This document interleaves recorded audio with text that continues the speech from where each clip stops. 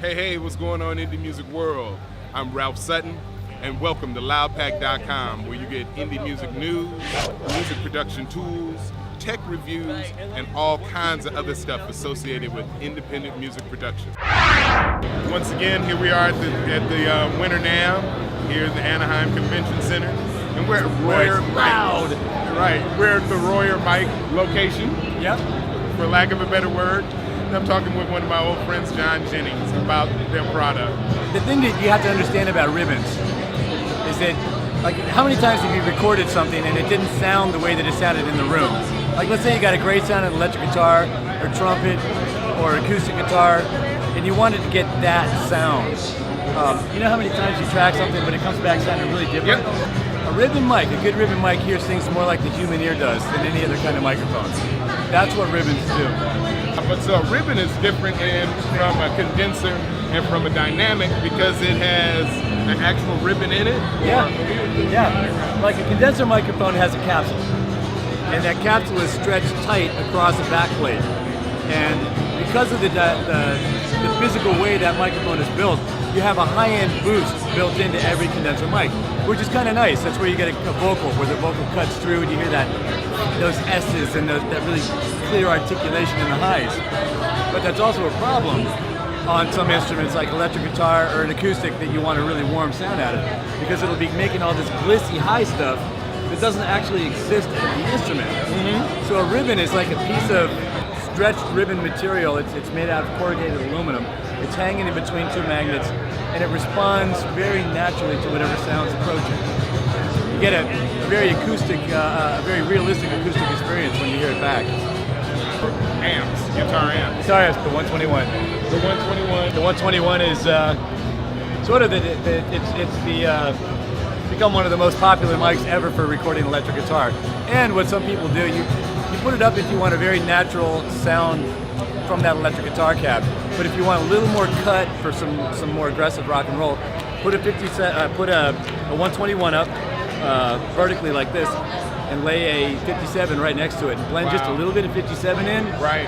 And you get a little bit more rock and roll sizzle out of that 57, and it's a really good combo. And out in Nashville for country, everybody uses a 121 57, and you get such a good aggressive but clean, articulate, warm sound. It's a really nice combo.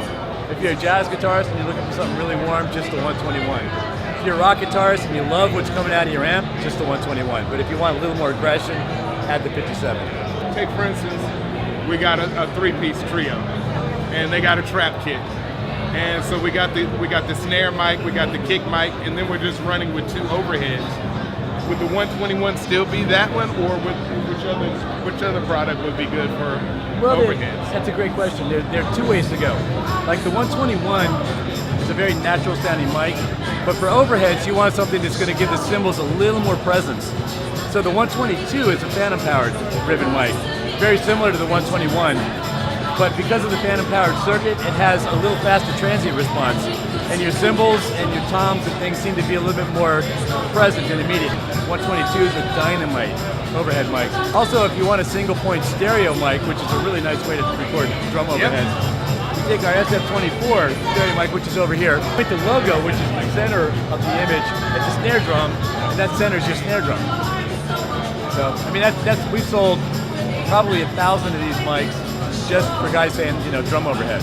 So the trumpets, trombones, saxophones can be beautiful on 122s. Beautiful, very big and warm and fat like the saxophone itself. Mm-hmm. Wayne Shorter was using the 121 live on the road for like 12 years. Wow. Yeah. So great application. Strings can sound kind of, sometimes they can record a little bright. Yep. And a violin can almost sound like harsh. It's just dragging the bow across it. But that's really just a microphone accentuating the highs. Listen to it in the room and it sounds so sweet. Yep. Track it with a ribbon and it's just so sweet. You get that sound you were getting off the violin. I was down at the Sony scoring stage years ago for a really high-end recording date with one of the movies, and they flew this great French violin player in, and they put the SF-24 ribbon over his head. Just let him play with that. Got a nice stereo image, and it sounded beautiful. Strings, harps, acoustic guitars, some vocals, percussion. Luis Conte at his home studio does a lot of work out of there. The SF-24 is the mic he uses. He just puts it up and he says he gets a really nice stereo image of whatever he's doing with the percussion. And so there you go. So there you have it, you guys. You just heard it from the man himself. When it comes to trying to recreate a particular style of sound, a ribbon microphone is no doubt one of the best ways to go. So remember, when you come to loudpac.com, click the link to Royer Labs. Yes, RoyerLabs.com. RoyerLabs.com, and it'll lead you right to them, and there you have it. LoudPac. Yeah, there it is, baby, LoudPac. Thanks, Thanks, man.